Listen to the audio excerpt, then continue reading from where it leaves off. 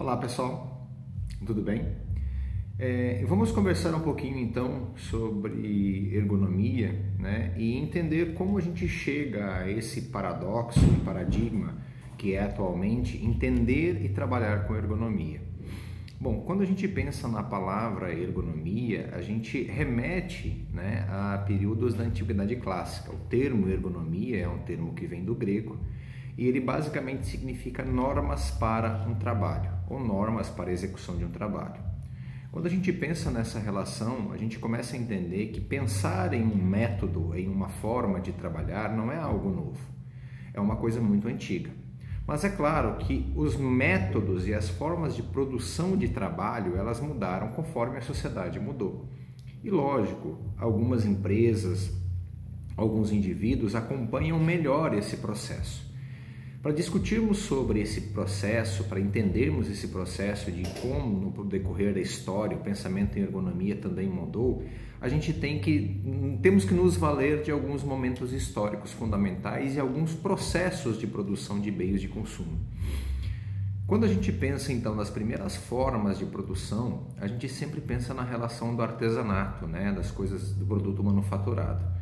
Então, quando os produtos eram manufaturados, a ideia era justamente, você tinha um artesão, um produtor, né, alguém que tinha um conhecimento específico de um determinado produto, da fabricação desse determinado produto.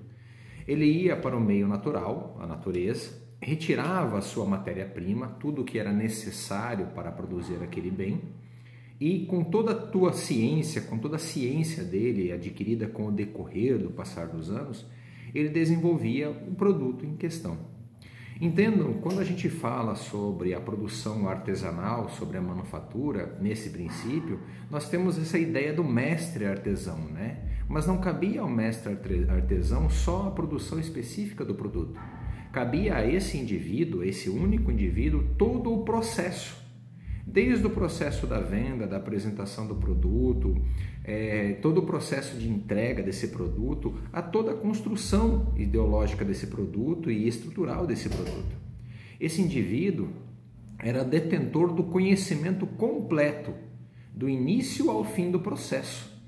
Não passava por terceiros nenhum. Só que, é claro, como você tinha naquele período, né, a ideia essencial de um artesão, ou seja, de um produto totalmente manufaturado, pouquíssimas pessoas tinham acesso a esse produto. E nós estamos falando de processos ou de períodos no qual a ideia do pensamento capital não era pré-estabelecida, né? Você não tinha uma ideia do capitalismo, você tinha trocas, ou então se tinha princípios relacionados à ideia do capitalismo, já no pensamento mais sobre a relação de troca de valores. Esse produto, ele não era um produto de acesso comum, ele não era um produto acessível, porque se cobrava e se tinha um tempo muito grande para a produção. Não se tinha essa ideia de produção em série que nós temos hoje, sobre a ideia do pensamento fordista, né? Bom, entendendo essa ideia central de que a produção em pequena escala, a produção de forma manufaturada, dependia de um conhecimento específico de toda a norma de trabalho estabelecida por aquele artesão. Inclusive, quando a gente pensa sobre a ideia central, né, imaginem assim, ó, nós estamos vivendo em um período onde não existem ferramentas específicas, né? O artesão tem que produzir as próprias ferramentas, desenvolvendo pela relação da prática o seu conhecimento, com tentativa e erro, e essas características é que moldavam ideologicamente, moldavam fortemente, um artesão, a qualificação desse indivíduo. Então ele se qualificava justamente por essa relação tentativa-erro, anos de prática, e ia produzindo mecanismos ergonômicos para o seu próprio trabalho, ferramentas específicas que facilitavam, uma estrutura de bancada que lhe facilitava, ou seja, pensava única e exclusivamente na sua organização, na organização desse indivíduo, daquele indivíduo específico, com as suas características corporais, com as suas capacidades e as suas dificuldades para produzir todo o produto e para conceber todo um ambiente estruturado para que ele pudesse desenvolver essa prática específica. Diferentemente, quando a gente pensa sobre os métodos de produção industrial, que daí nós começamos, né, com a Revolução Industrial, o pensamento da Revolução Industrial, que nós temos o marco da Revolução Industrial na Inglaterra, Quando a gente pensa sobre os métodos de produção de industrial, logo nos vem à cabeça 3 métodos fundamentais de produção industrial, né? Que é o Fordismo, o Taylorismo e, posteriormente, nós temos o Toyotismo. Quando a gente fala em ergonomia, então, e pensa na relação de ergonomia voltada ao indivíduo, que é o foco hoje, né?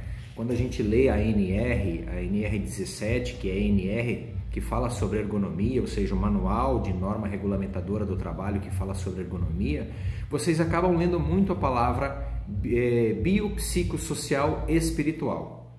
É como nós pensamos o indivíduo hoje, mas nem sempre foi pensado assim. Os métodos de produção, principalmente os métodos de produção industrial, eles pensavam, ora, na quantidade de produtividade, com o Fordismo, no tempo de produção, com o Taylorismo, mas só então, com o Toyotismo, nós tivemos uma ideia um pouco melhor de que um indivíduo bem adaptado a um ambiente de trabalho produz uma matéria-prima, ou melhor, produz um objeto de produção, um produto de qualidade. E que hoje, né, se estabeleceu como um diferencial. Nós temos a relação do produto usual, do produto que é comprado por quantidade, mas nós temos o produto qualificado. E que existe uma relação de valor conceitual diferenciado para o produto de qualidade.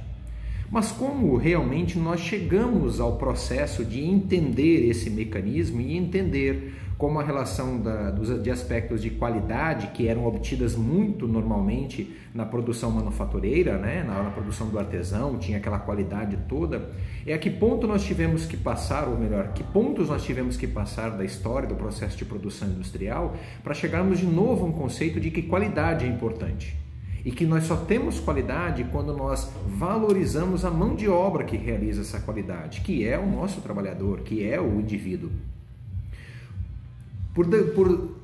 Eu digo para vocês assim, durante muito tempo do processo histórico, principalmente dos meios de produção clássico da industrialização, que é o Fordismo e o Taylorismo, não se pensou no indivíduo, não se pensava no ser humano, se pensava no produto. Só então com o Toyotismo que se começa a dar esse novo valor ideológico, né? Valor ao indivíduo que produz o bem, porque esse indivíduo é precioso. Um produto não sai com tanta qualidade se eu não tiver um indivíduo que produz esse produto com a qualidade, é que nós começamos a pensar na ergonomia humana. Porque até então a ergonomia era voltada para o processo de produção, a quantidade do produto e o tempo de relação de fabricação desse produto que me custava. Para a gente entender um pouco melhor isso, é importante a gente discutir sobre essas relações, né? Vamos discutir então um pouco sobre Fordismo, sobre Taylorismo, sobre Toyotismo e entender que esses processos acontecem durante o decorrer da história e que são importantes para entendermos o tipo de ergonomia que nós queremos hoje. Quando a gente pensa na Revolução Industrial, né, lá na Inglaterra, nós pensamos naquele método de produção que começa a ter uma maior ampliação do processo de pensamento, que é a linha de produção. Quando a gente fala em produção em série, a gente não pode ficar restrito à Inglaterra do século XIX, tá? Que é o marco da Revolução Industrial. Quando a gente pensa em linha de produção, a gente já sabe que existem relatos históricos hoje que trazem, por exemplo, conhecimentos da Idade Média que já existiam mecanismos de produção em série. Claro que não é a produção, não é a produção industrial em série, mas era a produção em série. Mas o marco desse processo acontece com o Fordismo, né? Henry Ford cria um processo que é a linha de produção, a linha em série, onde cada indivíduo sabia produzir parte do produto final. O indivíduo não era detentor do conhecimento total, ele produzia apenas um processo, uma parte do produto final que chegaria aí na bancada, que chegaria à venda do consumidor. Entendo que quando a gente limita economicamente, ou melhor, limita ideologicamente a produção desse indivíduo para um produto ou um conhecimento específico daquele produto e não global daquele produto, eu impossibilito a capacidade desse indivíduo de produzir por si próprio esse produto. Coisa que acontecia, por exemplo, com o indivíduo que era o artesão, que tinha o conhecimento completo, do início ao fim do processo. Lembram do filme Charlie Chaplin, Tempos Modernos, que é muito discutido, que a gente discute muito? Claro, não vou pedir para vocês fazerem novamente uma observação, que provavelmente vocês já fizeram, análise desse filme de cabo a rabo, né? Mas é exatamente o que acontece na linha de produção do pensamento fordista. É aquele indivíduo que é moldado, ou seja, não é a empresa, não é o mecanismo que se adapta à parte humana, e sim, é o humano que tem que se adaptar ao ambiente. E quando o humano não se adapta ao ambiente, como no caso o Charlie Chaplin apertando o parafuso e chega uma hora que ele entra em pane, né? Entra em curto e acaba sendo substituído, é exatamente isso que acontece na linha de produção. O indivíduo é mais uma parte, uma engrenagem do produto, mais uma engrenagem da máquina. E não se pensa na relação do pensamento ergonômico humano, mas se pensa na relação da ergonomia para a produção, ou seja, como eu vou criar uma norma para produzir mais. Em sequência, nós temos o pensamento taylorista, né? Aí vem Taylor e estabelece que uma relação direta com a economia de tempo aumenta a lucratividade. Aí vem aquele jargão que todos conhecem, time is money. Aí nós temos um outro processo, a aceleração de uma certa ideologia de trabalho, de uma certa conjectura de trabalho, ou seja, você tem tempo para fazer isso, você tem um tempo X para produzir tantos produtos dessa forma, e é claro, a relação de produção temporal que aperta o indivíduo não gera mecanismos de qualificação. É incorreto a gente pensar que a relação de gerar pressão sobre um organismo humano, como um indivíduo, que é tão suscetível a questões ambientais, como estresse, né, como qualquer tipo de organismo humano, e qualquer tipo de organismo vivo, na verdade, né, é sujeito a relações de estresse. Entender que esse produto iria sair com qualidade. Não vai sair com qualidade, né, mas ele sai com quantidade. E era o que para a época era necessário, a mão de obra era barata, era uma mão de obra muito explorada, né, jornadas de 16 horas por dia. E então se tinha muito produto, se tinha estoque, coisa que hoje a gente já sabe que não se trabalha sobre a relação de estoque, né? Mas você tinha essa necessidade nesse período, mas uma necessidade imposta pelo pensamento ideológico do capitalismo central burguês, que era a ideia no momento, né? A gente não está discutindo ideologias em relação ao comunismo, socialismo, capitalismo, não. Era a ideia naquele momento, era a relação de lucratividade. E é uma relação comum que nós pensamos hoje no mundo capitalista. Todos nós trabalhamos pela relação de lucratividade.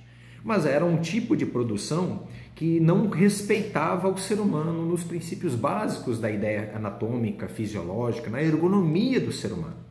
Coisa que foi mudar, então, a partir do pensamento toyotista.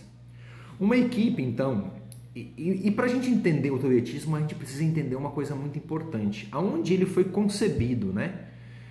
Quando a gente pensa no pensamento toyotista, no Eiji Toyota, primeiro que não foi ele exclusivamente que criou o método, né? Um grupo de pessoas que criou o método, mas que acabou recebendo o nome de Eiji Toyota. E aí virou o toyotismo que nós conhecemos. Quando a gente pensa no pensamento toyotista, uma das coisas que a gente tem que levar em consideração é em que sociedade específica esse método foi desenvolvido. Bom, quando a gente pensa nessa sociedade, a gente pensa na sociedade japonesa, que é a origem do pensamento toyotista. E como que se criou um método, um processo de produção industrial que se valoriza o ser humano? Justamente entendendo que na sociedade japonesa há um pensamento muito diferente da conjectura geral de outras sociedades. É uma sociedade considerada uma sociedade teflon, onde inclusive os hábitos alimentares tendem a se manter, né, socialmente e passar de gerações para gerações. Mas uma coisa importantíssima sobre a filosofia japonesa, que é o objetivo de perfeição, de um produto qualificadíssimo.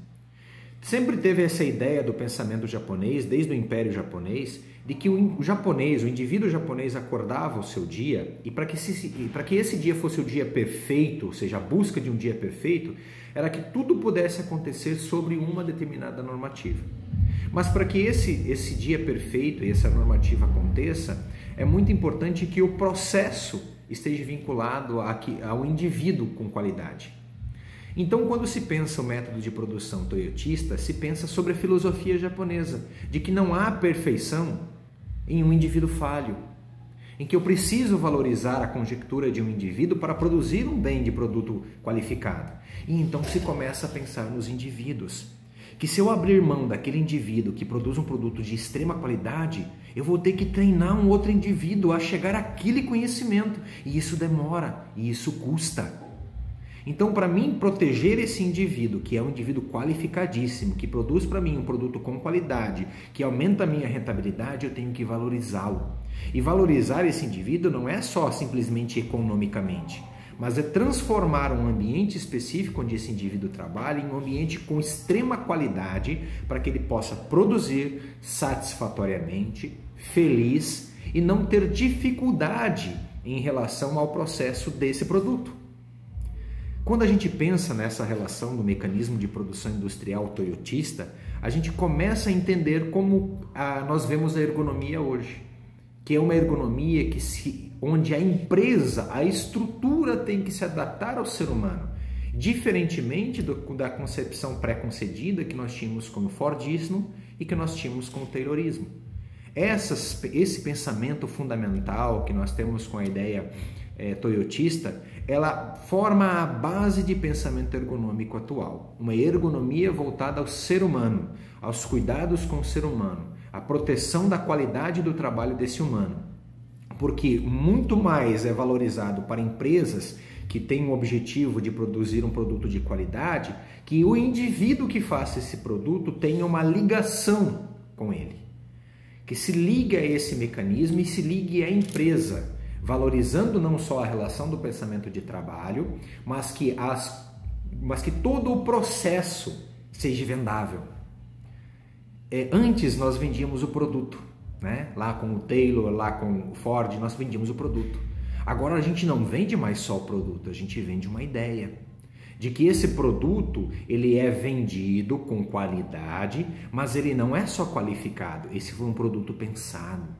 Ele foi pensado para você, consumidor, e ele foi tão pensado para você e para mostrar quanto a gente pensa na parte humana que o nosso produtor, o nosso operário, ele é qualificado e ele é bem cuidado. Porque eu sei que vai depender dele, de como ele produz esse produto final, que vai chegar para você, consumidor, com extrema qualidade. Então, essa ideia de conceito de bem-estar que surge, né, com o toyotismo, ela perdura-se durante o processo da primeira e da segunda revolução tecnológica, que é o que nós vivemos.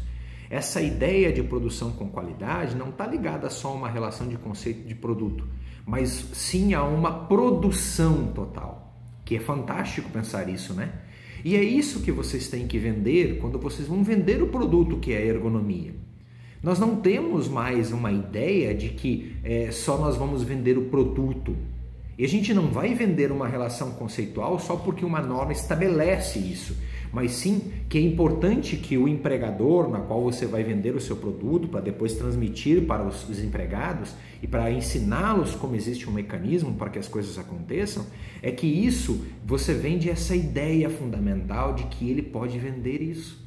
É assim que a gente, queira ou não, trabalha sobre a ideia do mundo capital, né? O conhecimento também é um bem vendável, é um bem de produção. Mas a qualidade desse conhecimento, o entusiasmo que você vai passar para esse conhecimento, a forma com que você vai utilizar os argumentos teóricos para transmitir esse conhecimento, vai valorizar o teu trabalho e vai nortear interesse nas pessoas que vão consumir esse produto, que é o teu produto de conhecimento. Quando a gente pensa na ergonomia moderna, então, uma das coisas que tem que ficar claras para vocês é que, mesmo considerando que é difícil, né, às vezes a gente adaptar uma máquina toda, uma engrenagem toda às condições biopsicossociais e espirituais de um indivíduo, nós temos que buscar isso. É isso que nós buscamos. Adaptações existem, até porque é necessária no processo. Adaptações fazem a gente entender o que é válido, o que não é válido. Erros fazem a gente entender o que é válido, o que não é válido. Mas a partir do momento em que o profissional, ou seja, o empregador, chama você, é esse conceito fundamental que você precisa trabalhar. Que você vai transformar, você vai modificar a ideia filosófica da empresa. Claro, não é uma forma impositiva, mas é uma forma ideológica de você vender um produto não só pela relação do bem de consumo, mas pela relação ideológica, que hoje é o que é procurado pelos mercados, né? Qual é a certificação desse produto? Da onde ele vem? Como ele é utilizado? Ele utilizou mão de obra escrava? Ele utilizou a exploração do trabalho? Então as pessoas estão interessadas em como esse bem é produzido. Quando a gente fala sobre essa qualidade do indivíduo, da produção do indivíduo e quanto esse indivíduo qualificado custa para a empresa, pensem comigo aqui. Quando a gente pensa em grandes empresas com produtos qualificadíssimos, como por exemplo, vamos pegar a linha automobilística, vamos pegar a Ferrari, por exemplo, a Rolls-Royce, né? A Ferrari. Bom, a Ferrari, que é sitiada na cidade de Maranello, me corrija se eu estiver errado, tá? Mas a Ferrari, então, existe um grupo de mecânicos que montam o motor e é um grupo X de mecânicos que montam o motor. Cada motor da máquina, cada motor do carro da Ferrari, ele é produzido especificamente por um mecânico que faz o processo inteiro do começo ao fim. E no final, aquele motor recebe uma placa de identificação mostrando quem é o mecânico que montou aquele motor. Essa placa para esse mecânico é um troféu. Agora imagine o quanto a empresa investiu nessa mão de obra para esse indivíduo ter a qualificação de produzir um motor do início ao fim. E o quanto vai custar para essa empresa se esse indivíduo tiver que se afastar porque não estava adaptada a bancada ergonômica para ele, a bancada dele não estava adaptada de forma ergonômica e gerou uma alteração das estruturas físicas dele. Imagine o quanto uma empresa gasta intelectualmente para produzir, né, um conhecimento teórico e tácito para esse indivíduo produzir aquele motor com qualidade.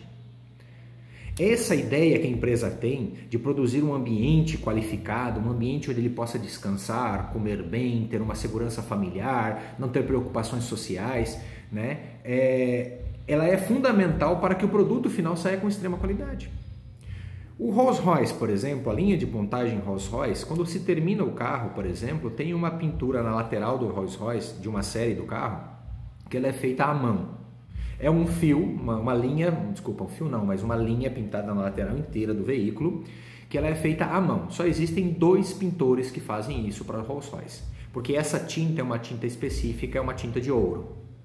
Então esse carro, por exemplo, quando sai da produção, ele vai para o último acabamento, que é esse pintor.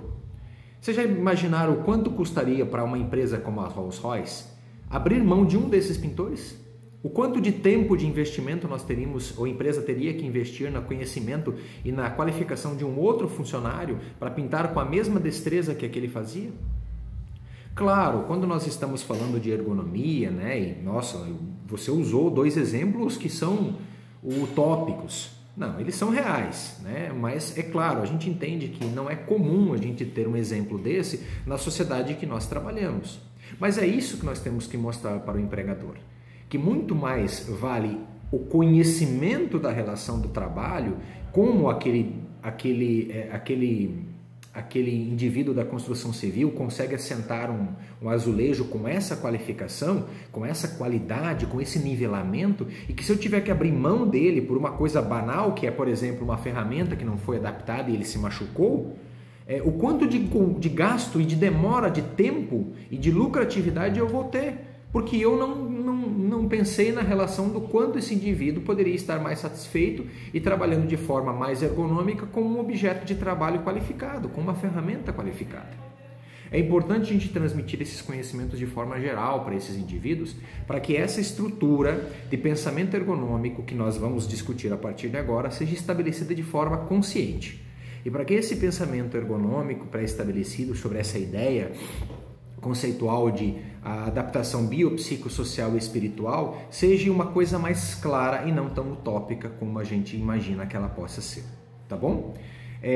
Obrigado por enquanto, é um prazer estar de novo com vocês, né? Ou estar com vocês. Nos vemos numa próxima videoaula, ok? Um abraço, espero que possa ajudar a todos com o conhecimento e, claro, vamos trocar conhecimentos, isso que é muito importante na relação de pensar sobre a educação com qualidade. Um abraço.